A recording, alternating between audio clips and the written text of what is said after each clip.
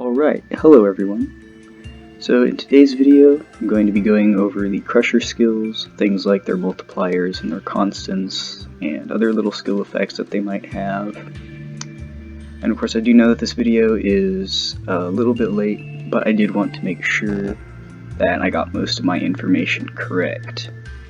And even though I can't really be too sure that all of my information is correct, because obviously I can make mistakes, or there could be maybe like hidden effects that some of these skills have.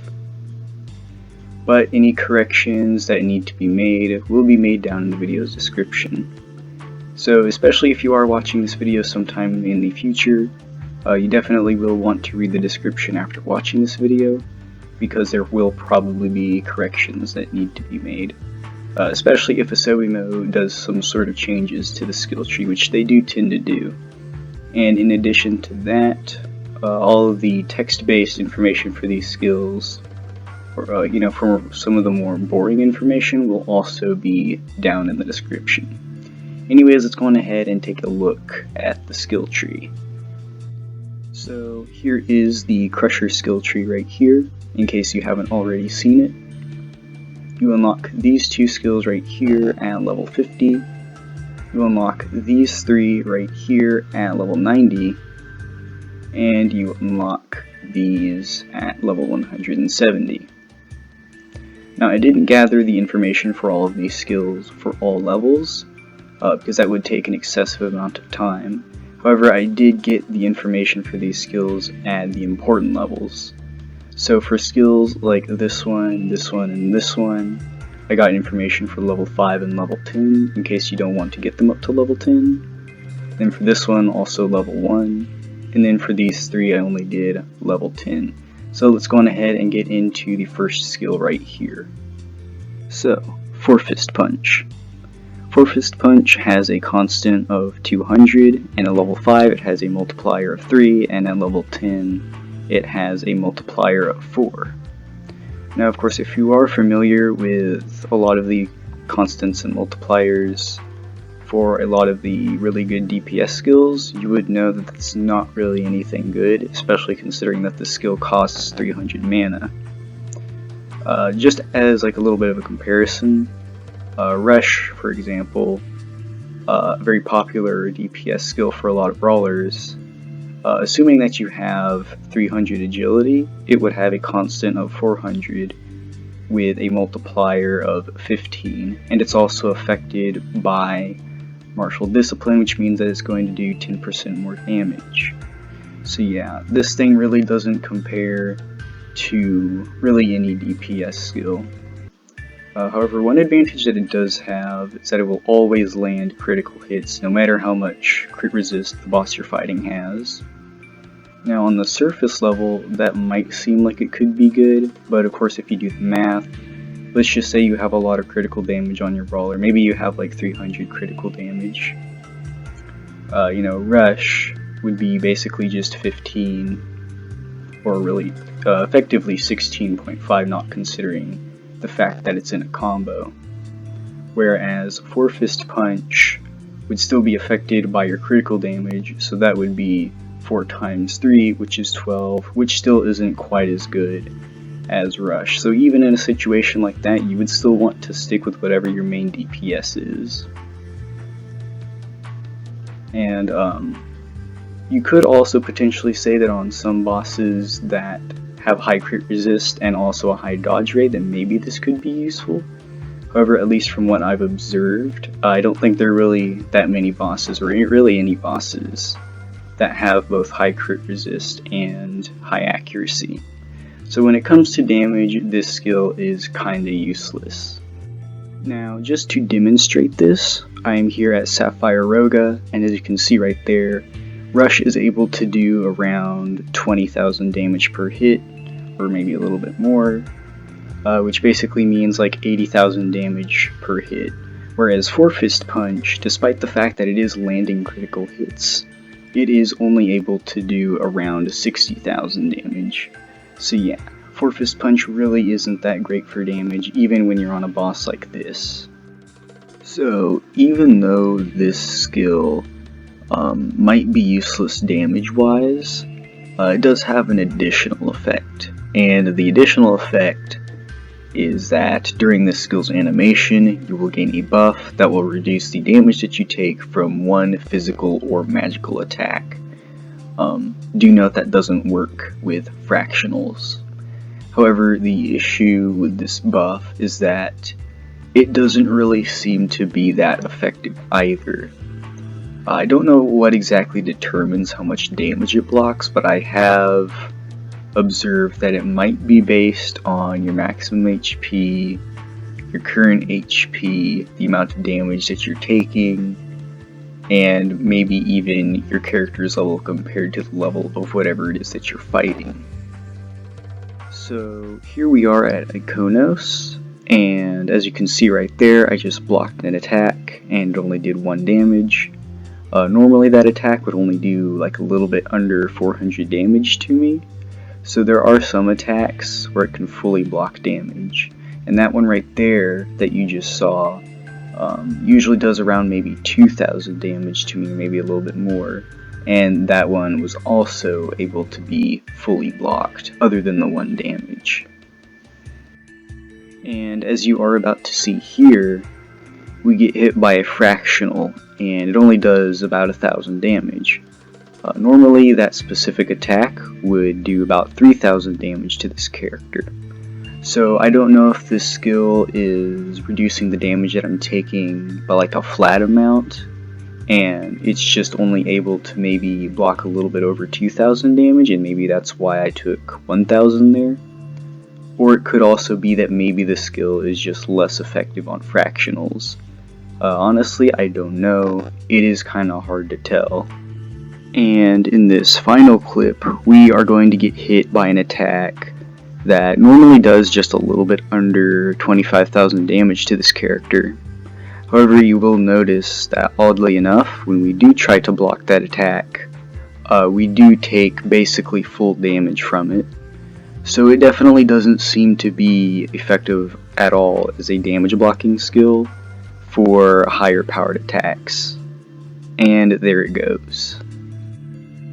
Overall, I don't really think that this is that great of a skill.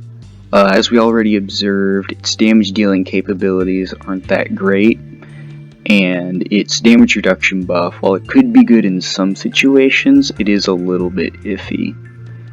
And I think especially being that most of the time when you are playing as a brawler, you're going to have either a dagger or a magic device equipped, meaning that you can evade very easily, or you might have a shield equipped instead, meaning that you get that extra guard, and also the ability to use perfect defense.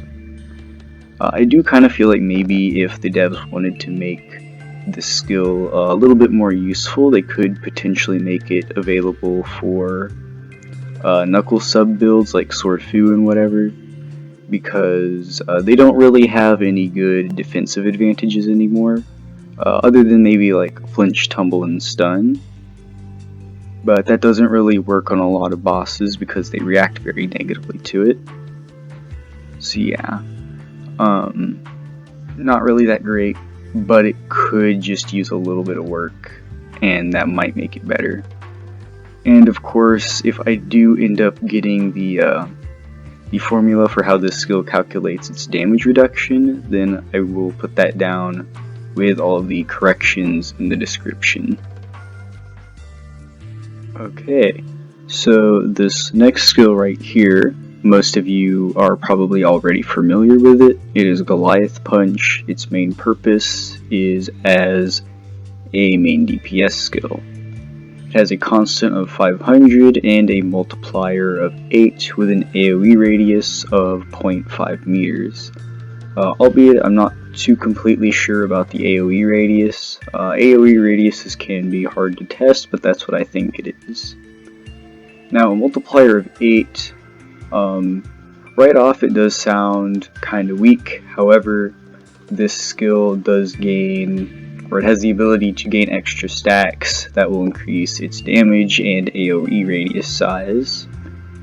Each stack will increase its multiplier by 4, and it has a maximum of 5 stacks. So when you have all 5 of those stacks, you will have a total multiplier of 28, which is a lot higher than most other main DPS skills, but of course this does take a little bit of time to charge up. And each stack, I believe, also increases the skill's AoE radius by 0.5 meters. Again, though, I'm not completely sure, because those can be hard to test. Now, as far as the stack gaining goes, when you use the skill, it will start off at 0 stacks, and every second you will gain another stack.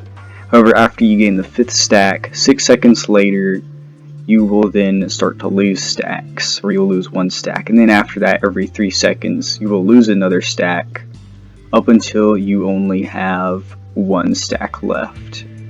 So you do need to make sure that you time this skill properly, and that's one of the reasons why I do still prefer Rush for playing as a brawler, because I just feel like it's a lot simpler and easier. I do enjoy spamming. It can be fun, to be honest, especially when you have a lot of motion speed, but this is still a good skill. Just to demonstrate this a little bit better, if I use the skill right here and then use it immediately after at 1 stack, it does cover a bit of a small area, and even though that is a pretty decent amount of damage, as you can see, if I wait to gain some stacks, it will cover a much larger area and also do a lot more damage. And some of the last things to note about this skill is that for whatever the duration that you are either being knocked back, flinched, tumbled, or stunned, you will not be able to gain any stacks for the duration that you are under the effects of those ailments. However, it's only for those 4 ailments, and also once those ailments go away, you will be able to continue gaining stacks. And of course, because this skill is an AoE skill with, say, like a medium animation speed, it is possible for it to miss, similar to how Crossfire or Finale would miss. However, we're not quite going to go into the meta of this skill or how you use it properly just yet, because I do feel like we need to go over the next skill first. So, this next skill that we have right here is God Hand. God Hand has a constant of 400 and a multiplier of 10. However, it's not really the damage that this skill does that's the important part. The important part is that when you use this skill during its animation, you will get a buff that will reduce the damage that you take from any physical or magical attack by 90%. Now, for a 90% damage reduction on a skill that costs 400 mana, it's not actually that great, especially considering that we now have the new guard and evade system. However, what gets even better about this skill is that when you successfully reduce the damage of an attack, you will gain a stack of a buff that increases the damage of the next damage dealing crusher skill that you do, or that you use, by 25%. And of course that stacks up to a maximum of 3 times for a damage increase of 75%. Here I am at Warmonger. First what I'm going to do is use Forefist Punch a few times. As you can see, I'm doing about maybe 15,000 damage per hit. Whereas then, if I decide to go and gain a few stacks from God Hand, like this, you can see that was a physical attack, so I blocked some of the damage that I took, and I did gain one of the stacks. So if I use another crusher skill that does damage, it will do more damage right there. It did about 19,000 that time. Of course, I can try to block a fractional attack, but as you can see, that time it didn't actually reduce the damage that I took, and I didn't gain a stack. So you do need to be careful with what types of attacks that you use this on. And like make sure that you know the different attacks that the boss that you're fighting is using, so that way you don't use God Hand on like a really powerful fractional, only to end up taking enough damage to kill you. And then here, as you can see, we have 3 stacks, so if I use Forefist Punch, it does even more damage. Another interesting thing about this skill is that it is possible to block multiple attacks for just one use of this skill. So as you can see right here, I get hit by a physical, then a fractional, then a physical, and another fractional during the duration that I use this skill. So of course, because of that, I blocked both of the physical attacks and I gained 2 stacks. This effect also works if you get hit by 2 attacks at the same time. So as you can see here, I get hit by 2 shark waves, or shark fins, whatever you want to call them, and because of that I gain 2 stacks at the same time. And of course, because you do have to successfully block the damage of an attack in order to gain stacks from this skill, you will see here that if I dodge the attack that I'm trying to block, I won't gain any stacks. So now that we understand how both God Hand and Goliath Punch work, you could probably see why they would work well together. Because let's just say that, like, hypothetically, maybe Forefist Punch had a better multiplier, something like 15. If you wanted to have a good DPS with a skill like that, it would make a lot more sense to just spam that skill rather than to try and block 3 attacks and then use whatever your main DPS is. So of course, because Goliath Punch takes time to do full damage, it makes sense to use this other skill right here that also allows you to build up a little bit of extra damage while you're waiting for this one to be ready. And overall, using Goliath Punch plus God Hand is a pretty good way to do DPS while also having some survivability at the same time. However, at least from what I've noticed, spamming either Rush or Chariot seems to have a better DPS, partially because, they do their damage a little bit more directly, because Goliath Punch is an AoE skill with a medium speed animation. It is prone to missing some of the time, and in addition to that, if you don't use it soon enough, then you'll actually start to lose damage. And then of course with God Hand, like I said, it doesn't work on fractionals, and of course it is only a melee range skill, so I feel like spamming either Rush or Chariot for your DPS, and then either using the new Evade or Guard system for your survivability would be better than using both of these together. However, it is still a decent way to play the game, and if you want to play the game that way, you can, because it still works, and it's fairly effective, I would say. But do keep in mind that some of that is just my opinion. However, if you do want to have the highest DPS possible with a brawler, the best way to do that would be to use Goliath Punch with either Rush or Chariot. And just to show you what I mean by this, I've decided to hop onto my computer so that I can show you these side by side. But let's just say maybe in the time that you're able to use a fully charged Goliath Punch, you're able to use either Rush 3 times or God Hand 3 times. So we're just going to do some calculations right here. So you have 15, which is the multiplier of Rush when you have 300 agility, then times 1.1 for martial mastery, and then times 1.5 for the combo, and then times 3 because you're using it 3 times, then plus 28 times 1.5 for Goliath Punch. As you can see, that equals 116.25.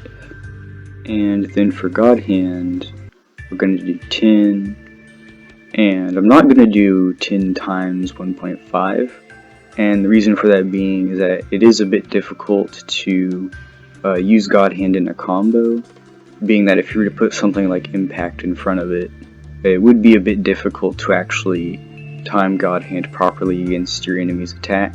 And of course, obviously, you do need to time it properly if you do want to gain stacks.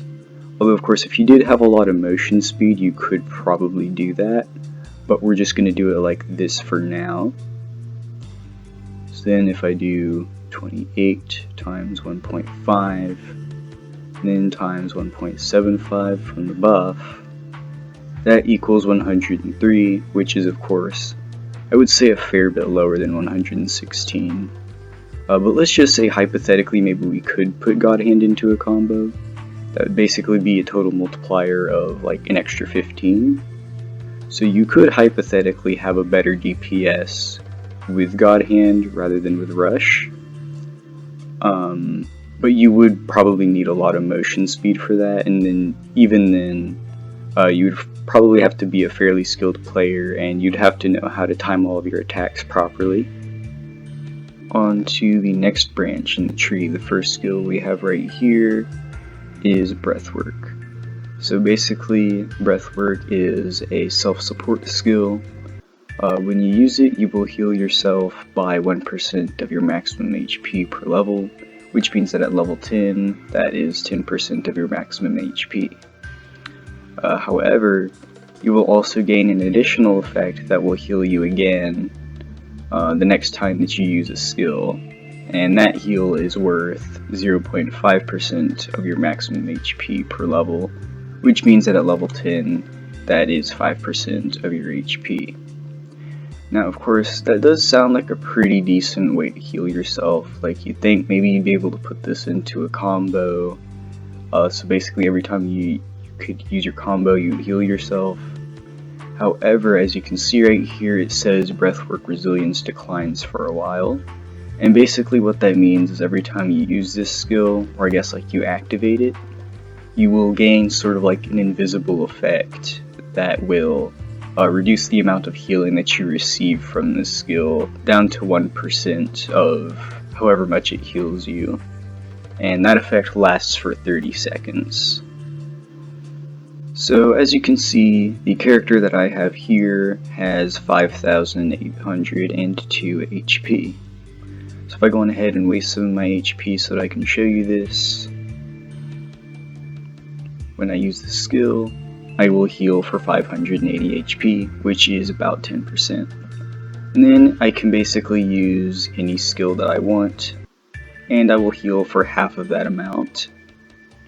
But as you will see, if I try to use the skill again, I will only heal for about 1% that I normally would because I didn't wait 30 seconds. Now, I already started a timer on my other phone, and it has about 20 seconds left. And you'll see that if I use Breathwork again after that amount of time, then I will heal for the full amount. Just about 7 more seconds.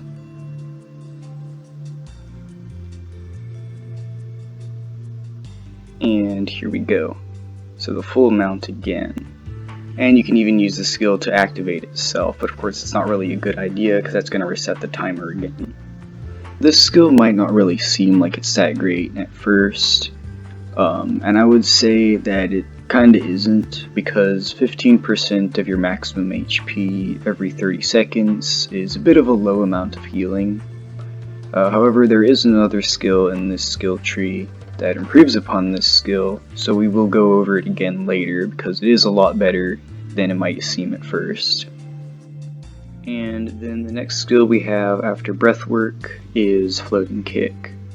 So level 1, Floating Kick has a constant of 110 with a multiplier of 5.2. And at level 10, it has a constant of 200 with a multiplier of 7. And in addition to that, it also gains a critical damage bonus. However, from what I have noticed, that critical damage bonus acts a little bit weird. From what I've noticed is that if you have anything that boosts your critical damage, whether it be from like your stats, your skills, your equipment, or any buffs that you might have, then you won't get a critical damage bonus. However, if you don't have any critical damage boosting items or whatever, then you will get an extra 50 critical damage. However, because of the way that critical damage bonus works, it's not really worth putting into account when you're calculating the damage of this skill, because at this point in the game's meta, pretty much every physical build has critical damage boosting stats. So hopefully that critical damage boost, or the way that it works, is just a bug, and maybe it gets fixed later. Again, the corrections will be down in the description. However, I do think that this is another one of those skills in the tree where the amount of damage that it does isn't really the important part. It is mostly the utility that makes this skill a decent skill. Basically, when you use this skill, you will slide towards your target, similar to how you would with Shukuchi. And if you are moving in a particular direction that isn't forward, you will also do a little bit of a jump spin in that direction.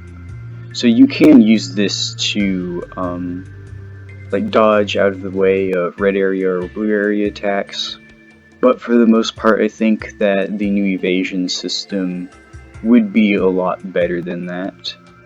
However, you can use this while being slowed, unlike the new evasion system, so it still can be useful in some situations. Here's just a clip where I use floating kick a few times. As you will see, the first time that I use it, I'm not going to move, so I just slide towards my target. However, if I do press down on the movement keys and use the skill, I will jump in that direction and then slide towards my target. So you can use this to move out of the way of attacks. But again, like I said, the evasion system would probably be better. Despite all of that, I do still think that backstep would be better if you wanted to evade an attack while being slowed. However, I do think that the one advantage that floating kick has when evading while slowed is, say, like if you have to move out of the way of a long linear AoE attack, backstep, even if you spam it a bunch, you might still be in the linear AoE, whereas with floating kick, you can just sort of like move to the side to get out of the way. And the last feature of this skill is that if you do the little jump spin thing before you hit your target with this attack, you will also gain the perfect aim attribute on this skill, meaning that it will never miss or graze. And that might make it seem like it could be good for a boss that has a high dodge rate, but if you go and you do the math, say if you have a character that has like 90% stability, if you graze all of your attacks, it would basically be like having 45% stability, which means that you'd be doing 72.5% of your damage on average. However, 72.5% of 15 is still better than 95% of 7. Overall, I don't really think I can really say whether or not this is a good or a bad skill. I do think this is mostly up to your own preference and whether or not you want to use it. So, this next skill we have here is Combination. So, Combination has a constant of 0, and at level 5 it has a multiplier of 1.5, and at level 10 it has a multiplier of 3. And in addition to that, this skill also gets a critical rate boost of the skill's level squared. So at level 5 that is a critical rate boost of 25, and at level 10 that is a critical rate boost of 100. However, the best part about this skill is that it causes auto attack proration and it costs 0 mana. Basically meaning that its purpose is to be sort of like a combo filler or a combo ender type of skill. Now unfortunately, because of the way that the meta is currently, where the best combos tend to be Impact, Smite, and then Finale, skills like these aren't quite as useful as they used to be. However, I can definitely imagine that once the combo system gets reworked sometime in the near future, that skills like these will definitely be more effective. And finally, the last skill we have in the tree is Annihilator. Now Annihilator, I would say, is probably the most important skill in this entire tree, and the main reason why is because it is the skill that allows Knuckles as a main weapon to actually be good at doing damage. However, it does have two separate effects. One is a passive effect, and the other one is a self-buffer effect. I will be going over the passive effect first. So the first part of the passive effect is that the healing of breathwork will be increased. Now, contrary to popular belief, it doesn't double the healing of breathwork, it just scales the exact same way that leveling up breathwork would. So if you only have breathwork at level 5 and you have Annihilator at level 10, you will be healing 15% and then 7.5%. And if you have them both at level 10, that would be 20% and then 10%. Which still isn't anything too great considering that it is still every 30 seconds. But the other part of the passive effect is that the next skill that you use after Breathwork will have its cost reduced the exact same way that it would with Impact. So if you wanted to, instead of getting like Impact and Finale, you could just save up on skill points by just getting these two. But of course Breathwork does cost 300 mana. So your combo would be a little bit more expensive, so I would still recommend getting Impact, but if you did need to save on skill points, that is definitely something that you could do. So if I go on ahead and use Breathwork right here, as you can see I used up 300 mana, and then if I use God Hand right here, it only costs 200 mana. And you don't need to actually activate the self-buffer effect in order for that part to go into effect. It is a passive, so it will always be active. And then the second part of this skill is the self-buffer. Now by default the buff does absolutely nothing. However, if you are using Knuckles as your main weapon, you will actually get effects with that buff. You get 3 separate effects. One of them boosts your weapon attack by 50%, and that weapon attack boost does take your weapon's refinement level into account. So for me, I have Immortal Qatar with 230 weapon attack, and it's refined up to +S. So with this skill active, I get just a little bit under 500 attack from that, which is quite a bit. However, it also lowers your stability by 10%, but considering all of the extra attack that you get, that's not really much of a problem. And then the third effect from this buff is that your ailment rates for pretty much all of the skills in the game will be reduced. I can't really be too sure what exactly it reduces it by, but I believe it's by 50%. So if you have a skill that has an ailment rate of 100%, that gets lowered to 50. If it has an ailment rate of 60%, it gets lowered to 30, 40 to 20, and 5 to 2.5, so on, so forth. So the character that I'm using right now has a one-handed sword equipped as a main weapon and Knuckles as a sub-weapon. And this right here is my attack stat, and I have 100% stability. And you will also see that every time I hit a Raffi, I'm going to be doing basically the exact same amount of damage, assuming that they're at the same level, because the level does affect the damage that you do, but I'm also going to flinch them 100% of the time, just as so.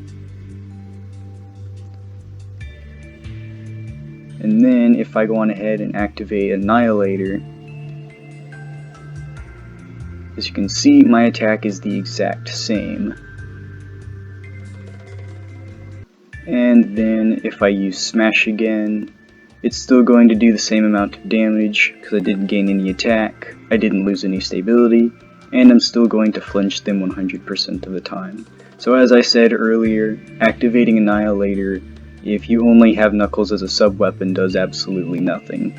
Of course, there is a chance that maybe it has like some sort of a hidden effect, but if it does, I wouldn't know.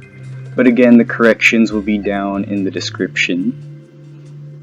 Alternatively, if I have a pair of Knuckles equipped as my main weapon, as you can see right here, this is my attack. This character also has 100% stability.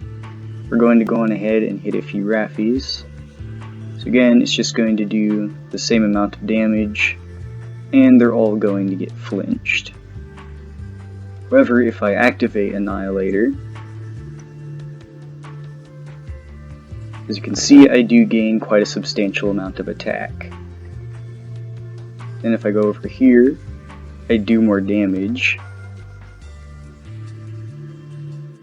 But as you can see, there is a little bit more variation in the amount of damage that I'm doing.